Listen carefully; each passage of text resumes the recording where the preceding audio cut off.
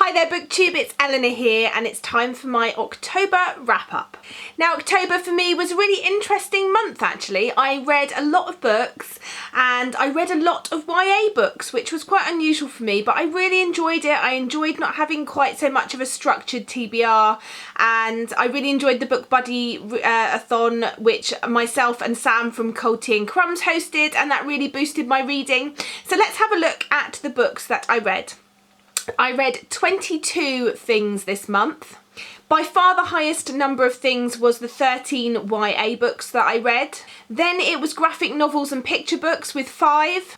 Next was non-fiction with 3, and science fiction and fantasy I read 1. And out of those books I listened to 4 audiobooks, which has been a really nice addition to my reading recently. So for the star ratings, I only gave 1 5-star read this month, but I had a whopping 14 4-star reads. So there were lots of books there that I really enjoyed, just weren't quite good enough to get 5 stars, but really enjoyed them nonetheless. I had 5 3-star books and 2 2-star books. So let's talk about the books, starting with the 2 stars. Unteachable by Leah Rader and Salt to the Seas by Ruta Sepetys. For the 3 stars, The Bermuda's Triangle by Maureen Johnson, Plutona, Labyrinth Lost, London Belongs to Us, The Sweet Tooth Omnibus. 4 stars.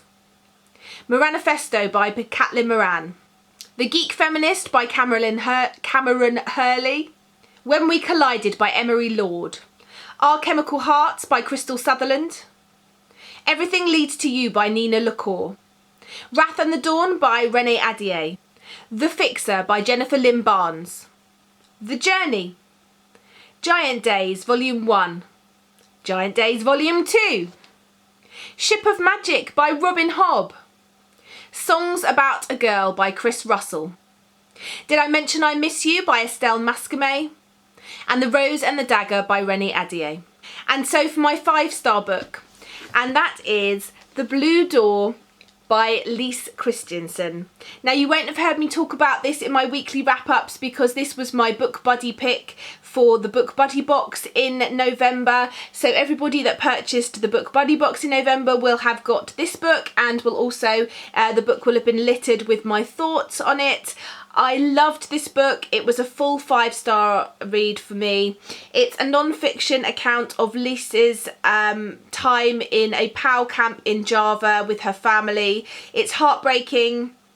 It's eye-opening.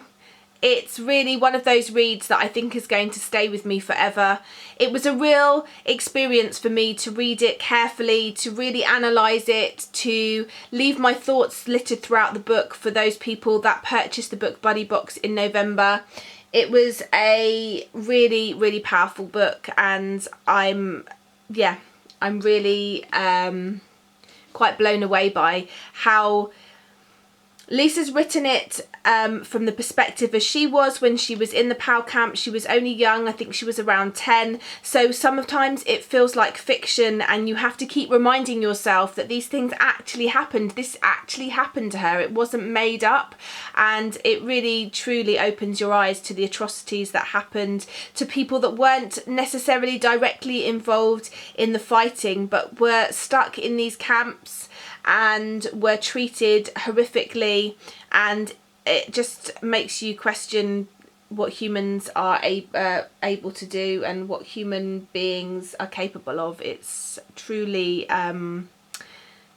moving. Yeah, I cried a lot in this book. Anyway, I definitely recommend it if you are interested in some non-fiction that reads like fiction but isn't, about a little girl's story about being in a POW camps in Java. So there we go, that's that one. So it was a really good reading month for me in October. I really enjoyed what I read. I think it made me realise that I really do miss it when I don't read YA. I do really love YA stories. It's just a genre that I really enjoy, and I'm going to definitely be picking up some more of my YA books in the future. I still love adult fiction, I still love science fiction and fantasy. I like a good mixture, but this month was a bit more heavy on the YA and I really enjoyed that. So maybe next month I'll be heavy on something else, we'll see. That's why I like doing the wrap up, because I get to see where all of my reading has fallen. Anyway, what have you read this month? Have you read any of these? Did you enjoy what you read this month? Let me know. As always, let's chat in the comments. Bye for now, BookTube.